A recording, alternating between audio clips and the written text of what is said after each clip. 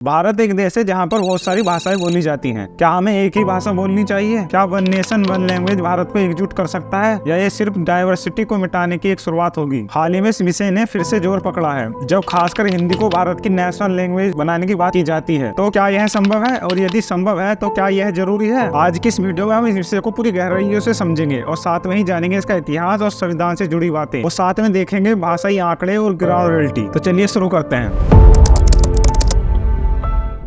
भारत में 121 से ज्यादा भाषाएं और 19,500 से भी ज्यादा बोलियां बोली जाती हैं। संविधान की 8वीं अनुसूची में 22 भाषाओं का वर्णन है। हिंदी उनमें से एक है, लेकिन हिंदी भारत की नेशनल लैंग्वेज नहीं है। हिंदी भारत की सबसे बोले जाने वाली भाषा जरूर है, लेकिन हर राज्य में उसकी स्थिति एक जैसी नहीं है। किसी स्टेट में हिंदी ज्यादा बोली जाती है और किसी स्टेट में हिंदी बहुत कम बोली जाती है। साउथ इंडिया, ईस्ट और नॉर्थ इंडिया में हिंदी की पहुंच बहुत सीमित है। कई राज्यों में मातृभाषा को ही प्राथमिक भाषा माना जाता है, जैसे तमिल, तेलुगु, बंगाली, मराठी, मलयालम आदि। अब देखते हैं क्या संविधान में हिंदी को राष्ट्रभाषा कहा गया है। भारत के संविधान में ऐसा कहीं नहीं लिखा है कि हिंदी भारत की नेशनल लैंग्वेज है। आर्टिकल 343 में हिंदी को केवल राजभाषा यानी ऑफिशियल लैंग्वेज कहा गया है। अंग्रेजी के साथ और 1965 के लैंग्वेज एक्ट में यह साफ किया गया था कि इंग्लिश को भी अभी हटाया नहीं जाएगा और वो आगे इस्तेमाल होती रहेगी। जो लोग कहते हैं कि हिंदी राष्ट्रभाषा है, वो एकदम गलत है। अब देखते हैं वन नेशन वन लैंग्वेज के पीछे का तर्क क्या है। कुछ लोग मानते हैं कि एक ही भाषा पूरे देश को जोड़ सकती है, कम्युनिकेशन आसान होगा, यूनिटी बढ़ेगी। चीन, फ्रांस, जर्मनी जैसे कई देश एक ही भाषा बोलते हैं, लेकिन भारत चीन, जर्मनी, फ्रांस जैसा देश नहीं है। यहाँ की डाइवर्सिटी ही इसकी पहचान है। यहाँ यूनिटी इन डाइवर्सिटी सिर्फ नारा नहीं, असल जिंदगी है। अगर जबरदस्ती किसी भाषा को थोपा जाएगा तो यह नफरत का काम करेगी। साउथ इंडिया में हिंदी इम्पोजिशन के खिलाफ 1960 में बड़े आंदोलन हुए थे, खासकर तमिलनाडु में।